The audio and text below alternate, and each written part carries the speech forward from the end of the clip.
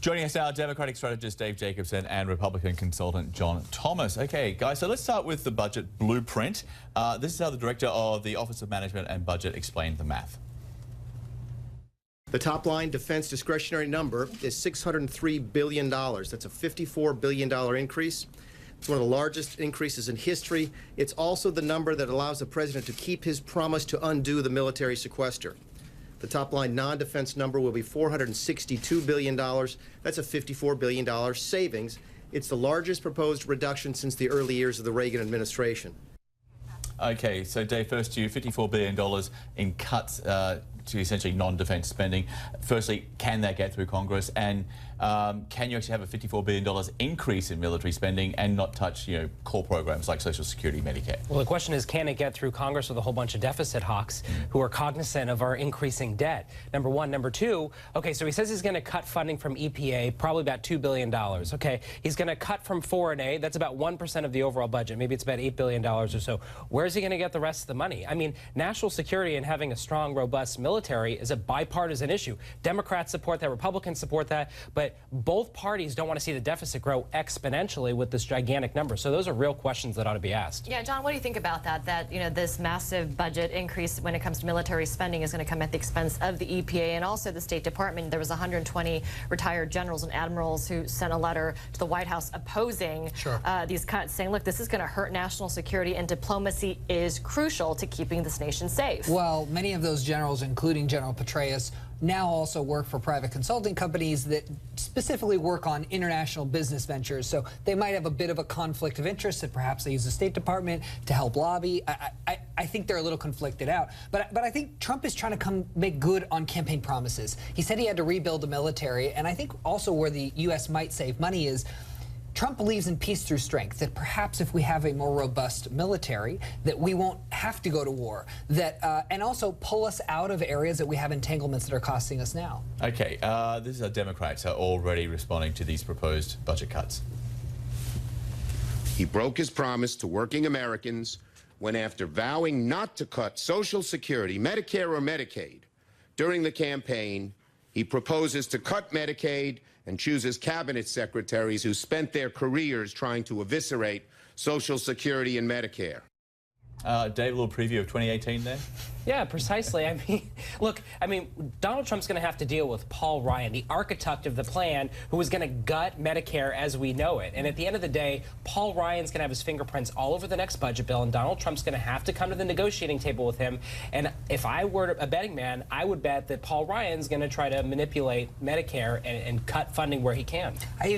Chuck Schumer knew it was a bunch of baloney when he was scratching his head. Like, the fact is, he's not attacking Social Security. He's not attacking Medicare. I think the point is you can't do both. This is the thing. You can't have cuts in these programs and pay for the military at the same time. Without having deficit spending. Yeah, you're right. Yeah. So you think conservatives are going to rally behind this?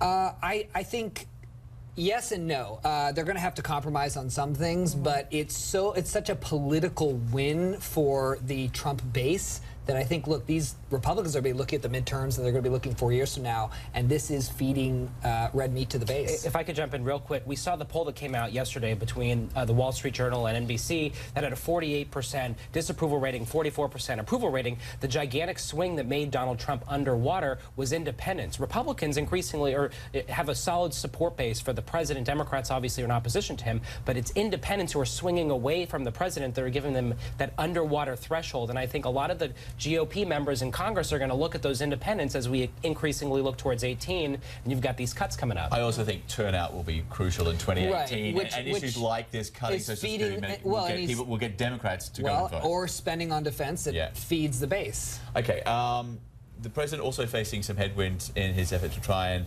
replace Obamacare. Again, this is how Donald Trump addressed what has essentially been a surge in support for the Affordable Care Act. People hate it, but now they see that the end is coming, and they're saying, oh, maybe we love it. There's nothing to love. It's a disaster, folks.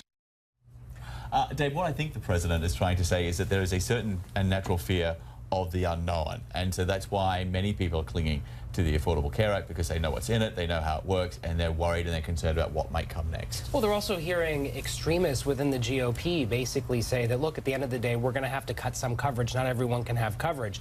And I think that's a glaring example of the fact that people are scared. They're anxious. They don't want to lose their health care. I mean, these are cancer patients. These are people who depend on the Affordable Care Act.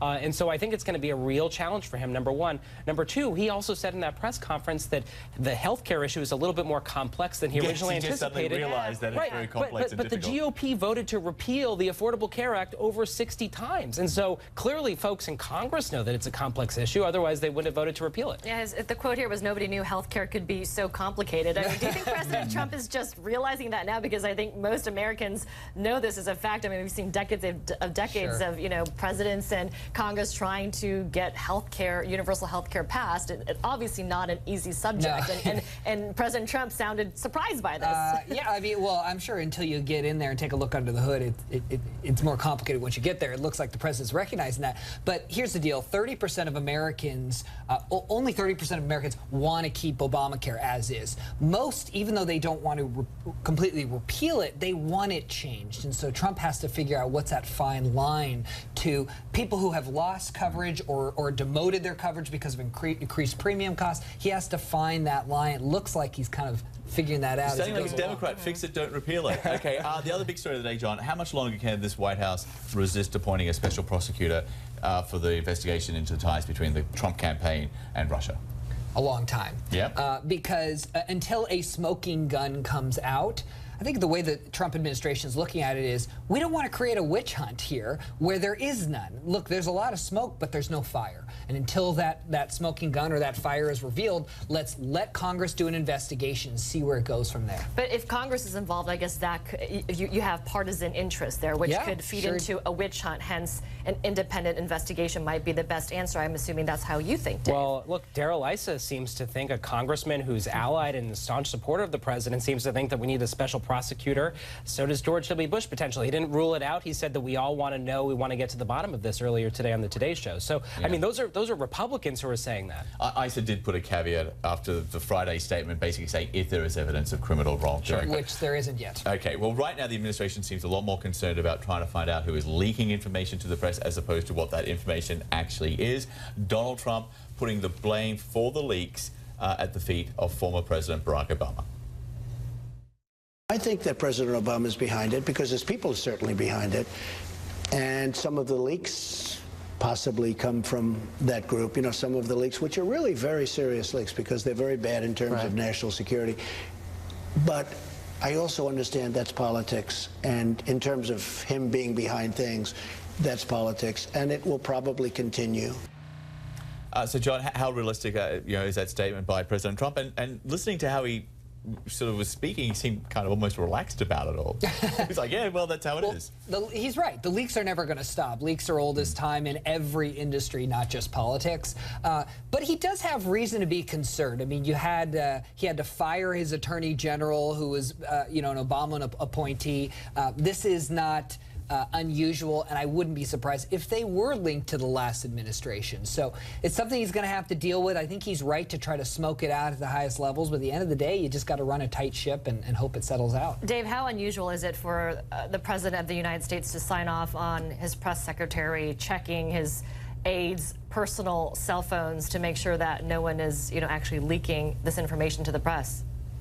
It is jaw-dropping. I mean, it's if they don't even acknowledge that there's a Fourth Amendment that ensures privacy rights. I mean, look, at the end of the day, Donald Trump thrives off of chaos and dysfunction, and he's created this mess. I mean, these are individuals who are working at the pleasure of the president in the White House. They're working for him. He hired them, that are promoting these leaks. And John, many of these leaks would not be happening if they'd done the transition properly, if they had those jobs to be filled by, Trump appointees. And that's a fair point, but as we know, this election wasn't exactly a stable, predictable outcome. Steve Bannon told me he knew he was going to win from day one, so I believe the chief White House strategist.